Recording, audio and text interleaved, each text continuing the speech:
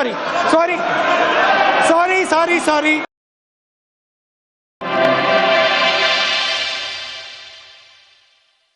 आमच्या या 25 वर्षाच्या प्रवासाची सुरुवात AISSMS पॉलिटेक्निकच्या साध्या कॅम्पसमध्ये झाली.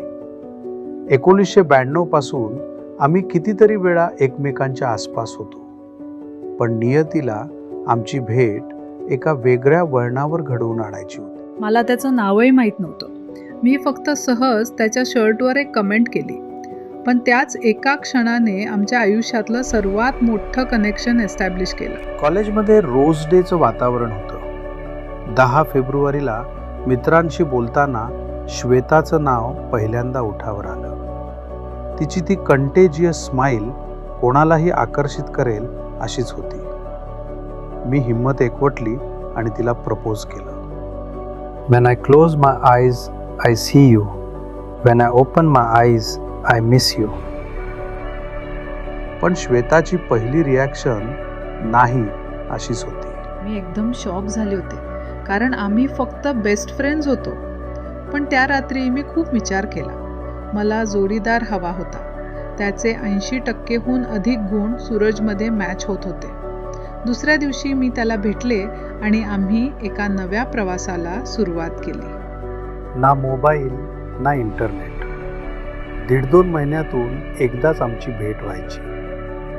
आजही मला तो दिवस आठवतो, जेव्हा मी कोल्हापूरला इंजिनिअरिंगसाठी जाताना श्वेता मला ST स्टँडवर सोडायला आली होती. तिचे ते एफर्ट्स पाहून आमचं बॉन्डिंग अजून घट्ट झालं. आठवड्यातून एकदा रात्री 8:30 नंतर होणारे ते 2 ते 3 मिनिटाचा STD कॉल्स. त्या थोड्या वेळात आम्ही आठवड्याभरच सुखदुःख वाटून घ्यायचो. या अंतरानेच आम्हाला एकमेकांच्या अधिक जवळ आणलं.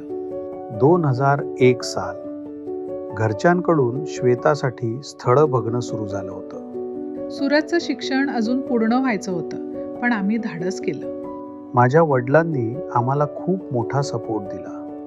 18 मार्च 2001 रोजी आळंदीत आमचं लग्न झालं. शिक्षण पूर्ण व्हायच्या आधीच आम्ही संसाराची जबाबदारी स्वीकारली होती, पण लग्नानंतरही आम्ही आमचं शिक्षण पूर्ण केलं. सूरजच्या घरच्यांनी मला पहिल्याच दिवशी मुलीसारखं मानलं. सासरच्या 3 पिढ्यांमध्ये मी मिसळून गेले आणि कुणाला वाटलंच नाही की मी तिथे नवीन आहे. 2005 मध्ये सामियाच्या रूपाने 3 पिढ्यांनंतर घरात मुलगी आली, म्हणून सामियाच्या नानांनी पूर्ण गावात जिलेबी वाटली गेली.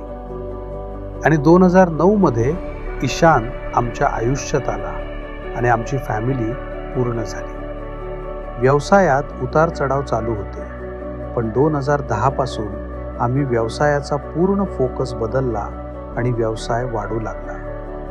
2004 मध्ये मी ठरवलं की आता 2 व्हीलर वापरायचीच नाही आणि पहिली वॅगनार घेतली. व्यवसाय सांभाळताना येणारे अनेक चढ उतार, मुलांचं शिक्षण, त्यांचं रोजचं रुटीन आणि त्यांचं कॉलेज, या सगळ्यात वेळ कसा निघून गेला आणि ही दोन्ही मुलं कधी मोठी होऊन कॉलेजला पोहोचली हे आम्हाला कळलंच नाही. आजी, आजोबा, आई आणि वडील यांच्या आशीर्वादाने 2017 मध्ये आम्ही जुनं घर पाडून नवीन वास्तू उभारण्याचा निर्णय घेतला.